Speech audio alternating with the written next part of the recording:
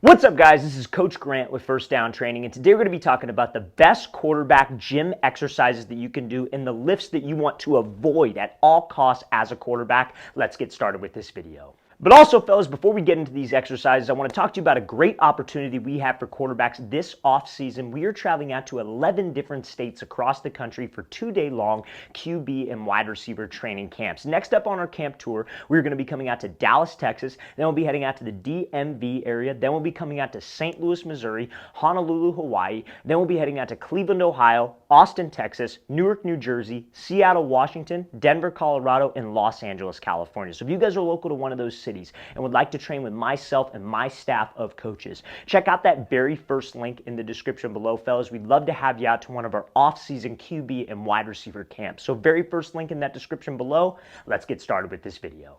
All right, guys, so first we're going to be talking about the best exercises for quarterbacks to do, and then we're going to be talking about some exercises that you want to avoid. You want to completely avoid these exercises, but we'll get into that later in this video. So the first exercise is going to be barbell back squats. Now, I think back squats are one of the best things that QBs can do because mechanically it makes a whole lot of sense as to how we throw the ball and how we're able to generate power. So I'm going to kind of explain the exercise, and then I'll explain why it's important. So I'm sure all of you have seen squats before. I'm sure all of you have seen barbell squats before, where you put the bar on our back. All we were doing is we were focused on having my feet like I would say inside of your shoulders, but when we squat down, very important that we don't let my knees cave in like so. We almost think of it like you're pressing your knees out, squatting down to parallel, slightly below parallel, keep that chest up, and then explode out. Now, the reason why this is such a great exercise for quarterbacks is because when you guys are in your base and you guys are throwing, let's say, for example, we drop back and we're trying to throw like let's say it's like a post off of your third step. So you're here in the pocket,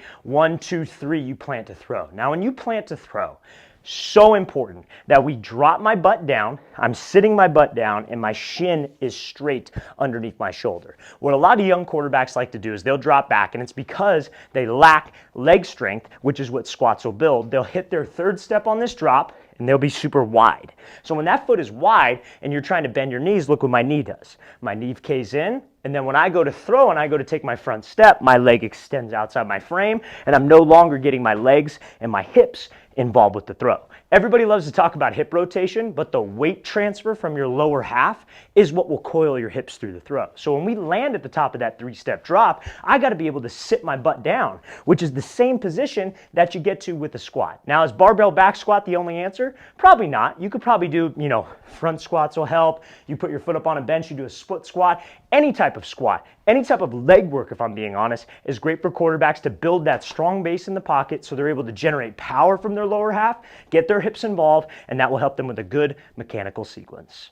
All right, guys, so the next exercise I want to talk about, or next two exercises, I should say, are going to be needed with a med ball or used with a med ball. So when you have a medicine ball, you can work on a lot of things like explosiveness, your core, and those are all things that tie into the quarterback position. Now, we're also going to be working on our stability and our balance, which is also important for the quarterback position. So remember what I was talking about on that 3-step drop. A lot of quarterbacks, when they land, they lack the leg strength to be able to sit and have this back foot under their frame, but a lot of guys also lack the ankle stability, knee stability, and just overall leg stability to be able to plant off of that third step. So this exercise also helps with that. And it's also going to help you with some explosion because when you throw, it is a very explosive movement, if you will. Like, let's say I'm trying to rip that seam or that post over the middle. I'm not just throwing it soft, right? I get back into my base and I'm trying to fire. I'm trying to be able to generate power, and that's going to get that ball to shoot off my hand. So I have to activate fast twitch muscle fibers in my body, and that's what quarterbacks should be focused on in the gym. And this medicine ball is a great way to do that. So these next two exercises will help with that. So first one,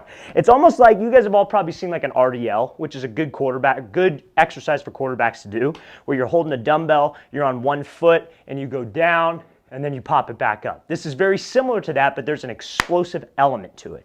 So what you're going to do is you're going to need a medicine ball. This is about 10 pounds, or there's 8 pounds actually. But again, you go as heavy as you want, that you feel like you have some control. So you're going to stand on one foot like so, and all you are going to do is have the medicine ball above your head. And as you go down to that like RDL, if you will, you're going to slam to work on that explosion and also that stability on that one leg. So you have to do this on both legs. You can't just do this on your throwing side leg, but you'll get the most value out of it on your throwing side leg. So that's the first medicine ball exercise that you can do as a QB.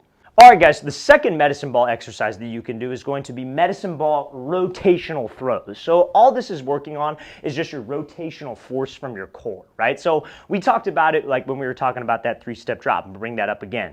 Guys will hit that third step. They transfer their weight to get their hips to rotate, but after your hips rotate, your core has to rotate. And there has to be some explosion there. And that's what this medicine ball exercise can help you with. So all you're gonna do is you need a wall. You need maybe a partner. You don't really need that much, but you need this medicine ball. And what you're gonna do is you're gonna stand in a position where your front foot is slightly open to the target. Like we're throwing to the target, slightly open. Weight on your back leg. And all we're gonna do, hold this medicine ball on your right hip, like on the right side of your core, whatever it is, and you're going to throw. And you're going to let go of this thing and have it hit the wall. Now, if it bounces off the wall and comes back to you, you could catch it, get right back into your base, and do the exact same thing again. But we were trying to generate explosion and generate power, which is something that all quarterbacks need at that rotational portion of the throw to have that twitch and have that ball jump off their hands at a fast rate. So those medicine ball RDL slams and that medicine ball rotational throw, have to do it on each side, not just the throwing side, are very beneficial to QBs. All right, guys, so now we're going to be talking about some of the best upper body exercises that quarterbacks can do, and then we're going to talk about some upper body exercises that quarterbacks want to avoid those shoulder injuries, elbow injuries, and why quarterbacks should not do bench press. But first, we're going to talk about some exercises that we should do. So, biggest thing about playing the quarterback position when it comes to your upper body is you want to be mobile. You want to have good range of motion when we throw. There's a reason why, fellas, that Tom Brady does not lift weights, because he's trying to stay mobile with his upper half. He doesn't need to put on a bunch of muscle because he doesn't want to lose range of motion. Let me explain. I'm sure all of you have probably seen a quarterback who's, whether he's at a camp or whether he's at a training session that you're at, and he's super buffed out, right? He's got big traps, big shoulders, and it looks like he could throw the ball real far, real consistent. He's a great athlete, but he's so buffed out up here that his mechanics, he can't even get his arm back because he has no flexibility and no range of motion with his upper half. And chances are that's from incorrect lifting. And I was a product of that, fellas. In high school, sometimes you can't really control what your high school lifting coach is making you do, your coaches are making you do, and they're having you do bench press. I remember at one point they were having me shoulder press or like jerk press, like a clean and jerk, like 250 pounds over my head.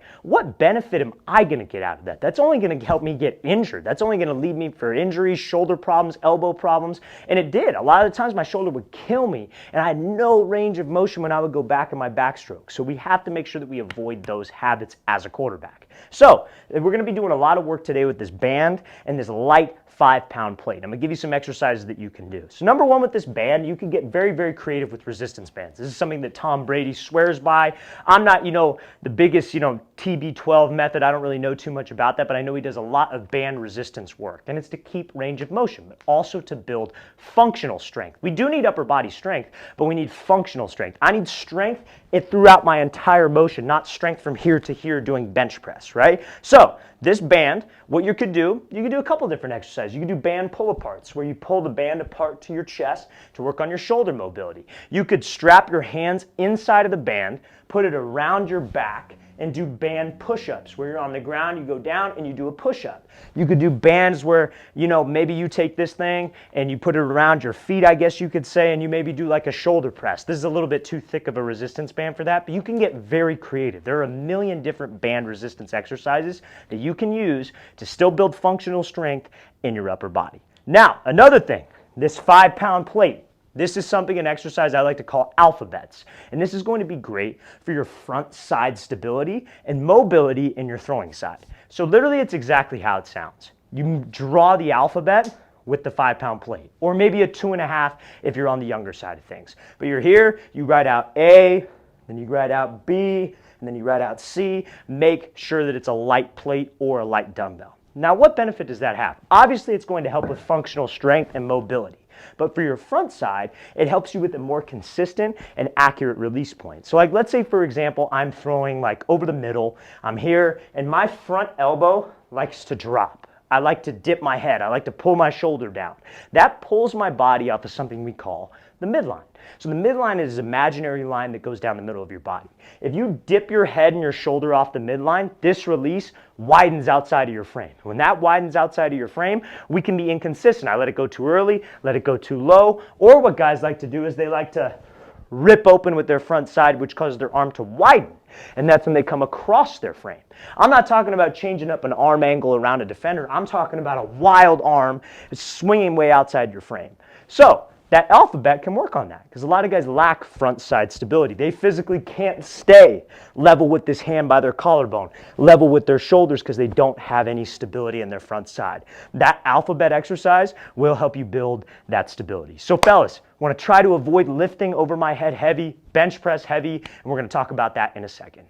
All right, guys, so like I said before, the exercises that you want to try to avoid as a quarterback are going to be anything heavy bench press-wise, heavy overhead press-wise, anything that puts a lot of stress on your shoulder, your chest, which can limit range of motion. Now, a lot of people, have a lot of questions about this topic because I've made some videos on this in the past. I've said some things on this in the past where it's like, hey, you should not be doing this. You shouldn't be bench press. You shouldn't be lifting over your head heavy. And everybody's like, why shouldn't I do that? I got to get bigger. I got to do this. We're quarterbacks. We have to train like quarterbacks. Now, nobody, and you see quarterbacks all the time, they're not the biggest, buffest guys on the field. Like, you could do curls all day long, you do side raises, all the time you get real big arms jacked, but is that going to help you on the field? Probably not. And if you're a guy that needs to get bigger and needs to put on size, because I get it, I was one of those guys too. Try to work on putting on size with your back, with your legs, building functional strength in your upper body. You don't see a lot of quarterbacks in the NFL. And a great example, and he played at the NFL, so I get it. He's a very talented guy. Look at Cam Newton's mechanics when he first came into the NFL, and look at a guy like, who's a skinny guy, like Matt Ryan's mechanics, Tom Brady's mechanics. Patrick Mahomes, he's a big dude, but he's not jacked. He's not super buffed out, right? Jalen Hurts, he thinned out a lot, and you look at his mechanics, and that has improved tremendously. Drew Brees, one of the quickest, fastest releases in the game, some of the best mechanics. He's a very small guy, upper half. You look at Cam Newton's mechanics, everything looks forced, everything looks pushed because he had that big upper body that limited his range of motion. So we should not be shooting for that as a quarterback. Now, I get it. If you're in high school, sometimes you just have a lifting program. If you don't follow it, you don't want to come off like that renegade guy like, hey, I'm not going to do workouts. I'm too good for that. You can't come off that way. You have to do the workouts that your coaches prescribe for you. So what I would say, don't lift with your ego. Don't be that guy that's, I'm gonna try to lift with the linebackers and bench all this weight or do all this weight over my head. That serves us no purpose as a quarterback. Just make sure we are safe and make sure that we are doing lightweight, that we can still keep my range of motion and still be able to have functional strength. So keep it light. Don't go heavy on those two specific exercises. All right, fellas, I really want to thank you for watching. I really appreciate it. If you guys have any questions on any of the exercises, drills, whatever that we've covered in this video, don't hesitate to leave those in the comment section below. And also, fellas, if you are a quarterback and would like to train with us this off season, we are coming out to 11 states across the U.S. So check out that very first link in the description below if you'd like to attend. We'd love to have you out to one of our off-season camps. I'll see you guys next time.